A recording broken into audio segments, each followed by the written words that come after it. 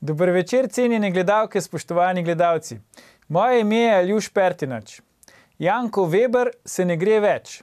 Potem, ko je pred kratkim izstopil iz poslanske skupine, je danes podpredsednik SD izstopil še iz stranke. Vse to potem, ko je bil gost v oddaji VV Faktor, ki jo pravkar gledate. Resnica boli, komentarji še bolj. Kaj je Janka Vebra prignalo čez rob, bomo podrobneje govorili v sredo. Danes pa bomo za vas komentirali. Hrvatom se meša. Politiki in veterani z druge strani meje odkrito grozijo z vojno. Zdaj bi nam radi vzeli še Gorenje. V zadnjem delu oddaje pa pravica do popravka, popravek prispevka zakonca Login, predvajanega v večerni informativni oddaji na TV3 VV Faktor dne 19. decembra 2017 ob 19:15. Hrvaški politiki ne umirjajo retorike glede arbitražne razsodbe. Hrvaški minister za pravosodje Dražen Bošnjaković je izjavil, da bo Zagreb morebitne slovenske kazni za hrvaške ribiče v Piranskem zalivu obravnaval kot pravno nične. V pogovoru za Jutarnji list je razkril, da hrvaško ministrstvo za pravosodje obvestilo o kaznih ne bo pošiljalo naprej, temveč jih bo vrnilo Sloveniji. Prepričan je, da Slovenija ne more izrekati kazni na ozemlju, ki ni njeno. Kot je znano, je arbitražno sodišče 3/4 Piranskega zaliva prisodilo Sloveniji, Hrvaška pa razsodbe ne priznava. Ali se je našim južnim sosedom dokončno zmešalo? Zakaj ima Hrvaška težave z vsemi svojimi sosedami in ali bomo res dopustili, da nam vzamejo še Gorenje, bomo komentirali z našima stalnima komentatorjema. Magistrom Ivanom Simičem, ki se čez Hrvaško vozi v Srbijo, in zgodovinarjem Tinom Mamićem, ki je porodo Hrvat. Dobrodošla. Dobro izbrano. Tino, Ivan, so slovensko-hrvaški odnosi trenutno na najnižji točki od osamosvojitve? Tino, pri tej vladi bomo sigurno šlo še nižje. Imamo še pol leta to vlado. Se pravi, je še prostora za napredek? Jaz mislim, da niso, da je to samo politična igra, da drugače ljudje, Hrvati in Slovenci, tisti normalni, se med sabo razumejo in nimajo nobenih težav. Res pa je, da politiki pa dolivajo olje.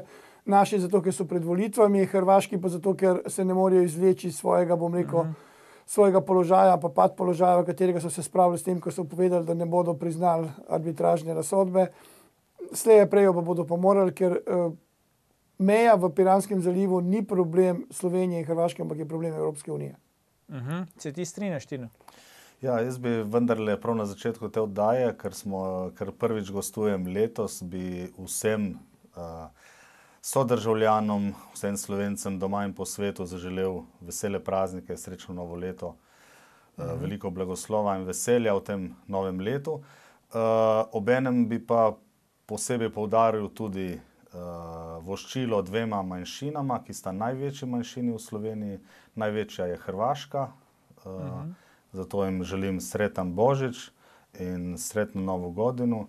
In posebej pa tudi Srbom, ki so včeraj praznovali Božič in novo leto še prihaja, njihovo po julijanskem koledarju, tudi srbskim sodržavljanom in pravoslavnim izrekam voščilo, vesel in srečen Božič, pa tudi srečno novo leto.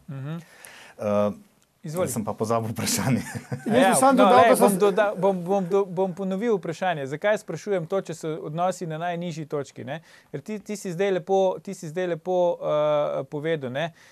Hrvaški veteran Petar Janjić Tromblon, ki ga vidimo na fotografiji, se pravi polkovnik, upokojeni polkovnik Hrvaške vojske, je premijeru Plenkoviću, predsedniku hrvaške vlade, do danes postavil rok, da zavaruje hrvaške interese v Piranskem zalivu, predvsem ribiče, če ne bo 100 plovili to storil sam. Tino, ti si dal zelo lepo iztočnico, pravič, mislim, če sem te pravilno razumel, 60 000 državljanov Slovenije hrvaške narodnosti, 1 milijon Slovencev vsako leto letuje na Hrvaškem.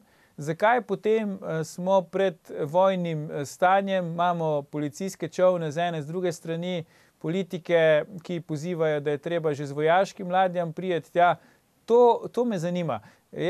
Mogoče res, Ivan, to, kar ti praviš, politiki kurijo stvar, ampak se mi zdi, da smo čez to fazo. Vendarle sta državi zdaj že več kot 25 let obstajata in mi še vedno nismo nekih osnovnih stvari, kot je recimo meja določili, kljub temu, da je jasno, da smo zgodovinsko, kulturno in, kot sem že povedal, med sabo tako rekoč neločljivo povezani. Zakaj torej, bi rekel, še vedno obstaja netivo na obeh straneh meje, da so odnosi taki, kakršni pač so? No, če bi vprašali običajne ljudi, bi se spor že davno rešil. Ne? Zato, ker ljudem ni toliko pomembno centimeter gor ali dol, ali liter morja enemu ali drugemu, ampak jim je važen odnos. Zdaj, zakaj se pa to v tolikih letih ni rešilo, sta pa dva vzroka. Eden je, da Hrvaška ne popušča in ima nacionalne interese zelo ukoreninjene v politični eliti in gre tu tudi deloma za nepopustljivost.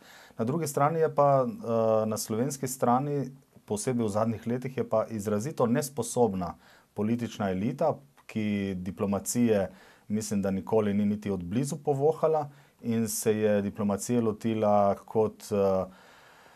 kot slon v trgovini s porcelanom. Ne? Ko pogledamo izjave Karla Erjavca, to je šolski primer, kako se diplomat ne sme obnašati, ker njegove izjave v tem trenutku ne pomagajo. Ne? Diplomat česa takega nikoli ne bi rekel, zato ker to ne samo, da ne koristi reševanju spora, ampak še neti. Ne? Take stvari se ne govori, zato ker si potem, ko prideš v pogajanja, si zavezan zaradi določenih izjav in te potem mediji držijo za besedo, za jezik. In tega diplomati preprosto ne počnejo. Ne? Noben diplomat, noben zunanji minister na tem planetu tega ne dela, razen mogoče od Severne Koreje, ne? Da bi tako vehementno izražal svoje mnenje kot Karl Erjavec. Ampak očitno je Karlu Erjavcu so bolj pomembne junijske volitve kot pa državni interes. Ne? Zato mu dol visi, ali bo Slovenija kaj dobila ali ne. Njemu je važno samo, da bo na volitvah čim več dobil. In isto je pri Cerarju. Ne? Cerar pač diplomacije ne pozna, ker je ni nikoli ne študiral, ne bil blizu. In očitno ga tudi noben ne pouči. Ne? In zato tudi on govori o stvarih, ki se premijeju ne tičejo. Ne? Premijer takih stvari ne sme govoriti. V tem trenutku čas dela za Slovenijo in tudi mednarodne okoliščine so take, da je bolje, da smo tiho, ne? In da čakamo, da se bojo stvari razpletle. Ne pa, da se zdaj v bistvu podpihuje, ne? Vse skupaj. Ker tudi, če pogledamo, tudi arbitražni sporazum kot tak, to ni dokončna rešitev. Ne? To je samo ena rešitev, o kateri se morata državi še vedno dogovoriti. Ker tiste štale, ki so na pol prežagane z državno mejo, ne bodo ostale tako. To se bo treba, pač na terenu se bosta morali državi dogovoriti. Ne? Torej, po arbitražnem sporazumu mora biti še en dogovor. In če mora biti še en dogovor, potem ni nobenega problema, če se hočeta obe državi to dogovoriti. Dobro, Tino, zdaj sem te pustil malo del časa, da govoriš. Lej, jaz mislim, eni tudi smo študirali diplomacijo, ampak nima to zdaj veze. Dva problema vidim pri tem, kar si povedal. Ne? In se mi zdi, da prva stvar, ki jo treba poudariti, je ta. Politiki so tudi tukaj zato, da skrbijo za nacionalne interese. Ne? In zdaj, večina ljudi v Sloveniji ni tega mnenja, kot si ga ti zdaj navedel, veš? To je, bi rekel, temu smo rekli včas evropski način, pa evropska smer, pa tako naprej. Ne? Ljudje imajo občutek, Ivan se smeji, ne? Ker vidim, da že ve, kam pes taco moli. Ljudje imajo občutek, da smo v Sloveniji pač s to svojo evropskostjo in s tem molčanjem in s tem pač na slabšem. Zdaj, a smo res ali nismo, pustimo, je drugo vprašanje. Se pravi, da smo izgubili v primerjavi s Hrvaško. To je prvi problem, ki ga vidim pri tem, kar si rekel. Drugi problem, ki ga vidim, je pa ta. Ljudje pri nas nimajo občutka, da hrvaški politiki dajo bolj diplomatske izjave, da ne prilivajo olja na ogenj, ampak ravno obratno. Ljudje so znervirani, tak je pač moj občutek, in seveda se jim zdi fajn to, kar govori minister Erjavec, ker si mislijo končno eden, ki jim je povedal, kar jim gre. Jaz se s tabo strinjam, da to ni pač govorica nekega klasičnega evropskega zunanjega ministra, ampak ker gre tukaj za politika, se pravi, Erjavec je tudi politik, ki bo svojo stranko šel na volitve. In če on hoče dobiti podporo na volitvah, je logično, da govori tisto, kar ljudje hočejo slišati. In tisto, kar se meni zdi, zakaj smo recimo danes dali to temo na tak način v središče, je pa to, da v zadnjem času so ljudje res imeli občutek, da se bo s to arbitražno razsodbo, da se bojo ta odprta vprašanja med državama rešila, da bo konc s tem. Pa ni prišlo do tega in zaradi tega so še dodatno nervozni. Kaj ti praviš, Ivan, da noš sam poslušal najne monologe? Torej, prvo, kar se jaz bolj bojim, je, ko bomo rešili ta problem z mejo. Okrog česa se bodo politiki kregali. A ti pa misliš, da ga bomo rešili v doglednem času? Jaz mislim, da ga bomo rešili, da ni problema. Zdaj samo vprašanje, bom rekel, kakšen pospešek bomo uporabili. Ne? Pomeni, če bo minister Karel Javec še malo kaj več povedal, ne, bo ta meja dokaj hitro rešena, kajti takrat bo tudi Unija videla, da je vrag vzel šalo in bodo prišli in se bodo tudi tukaj pojavili na meji, kaj končno ta meja je tudi šengenska meja. In to ni samo meja Slovenije, ampak je meja... Ampak oprosti, Ivan, sam pod vprašanje, oprosti. A se ti ne bojiš, da če se bo to res zgodilo, recimo, ne, mi malo upamo, da bo to se zgodilo, prišel bo nekdo iz Evropske unije, iz nekje pa bo rekel, ok, zdaj pa Hrvati dejte mir, arbitražna razsodba je bila in to je tako. Hrvati, če zdaj verjamejo temu, kar jim govori domača politika in kar tudi sami mislijo, da je ta arbitražna sodba pač krivična do njih, da je bil postopek kontaminiran in tako naprej. Če bo Evropska unija intervenirala v smislu, da je treba spoštovati arbitražno razsodbo, potem bo imel občutek, da se je postavila na stran Slovenije, kar pomeni, da bojo razočarani. Če bojo razočarani, bo konflikt šel naprej. Mogoče formalno ne bo več težave z mejo, ampak konflikt bo šel pa naprej. Ali ne bo? Ampak mi smo imeli veliko teh konfliktov okrog meje in na vseh možnih mejah v Evropi, v Sloveniji in tako naprej. Jaz smatram, da je bolj to problem trenutne situacije, da se sedaj to, bom rekel, pogreva in se želi dokazati, da je to nek velik problem. Enkrat, ko bo ta meja rešena, bo rešena in tudi glede sodbe, sodba krivična. Nobena sodba ni pravična. Torej, zmeraj se nekdo z njo ne strinja. No, to me veseli, da je nekdo to povedal na televiziji. Ja, torej, zmeraj z nekdo nekaj dobi, nekaj izgubi, ampak to je pač neka rešitev, za katero so se obe državi zavezali, da bosta se pač odločili za arbitražo. Takratni predsednik vlade Borut Pahor je pa z Jadranko Kosor se tako dogovoril, torej naša vlada je to tudi odobrila in smo šli v arbitražo. In to je bil tudi dogovor za vstop Hrvaške v Evropsko unijo in sedaj mi je, bom rekel, malo nenavadno, da so Hrvati to pozabili, ampak enostavno jaz sem pričakujem, da se bodo premislili, da bo tudi Evropska unija morala nekaj reči, kajti če bo ta pad pozicija šla naprej, bliže bodo pri nas volitve, močnejša bo in bolj huda bo ta retorika nekaterih naših politikov, ki si bodo na ta način zbirali glasove, čeprav govorimo res, kot si prej povedal, o par šalicah morja in ne vem, zakaj se okrog tega toliko kregamo, pač je arbitraža rekla, da je meja pomaknjena nekam proti Hrvaški, je pač pomaknjena in bomo pač tako delali, ampak čez nekaj časa, ko bo šengenska meja padla, bo to tako vse pomešano in ne vidim enostavno drugi razlog, kot da je to zbiranje političnih točk, da je to dviganje temperature enkrat pred slovenskimi volitvami, enkrat pred hrvaškimi volitvami, drugega razloga ne vidim, ker mogoče so za mene hujši problemi, bom rekel, tam v Prekmurju in v kje drugi na kopenskem delu, kot pa tukaj na morju.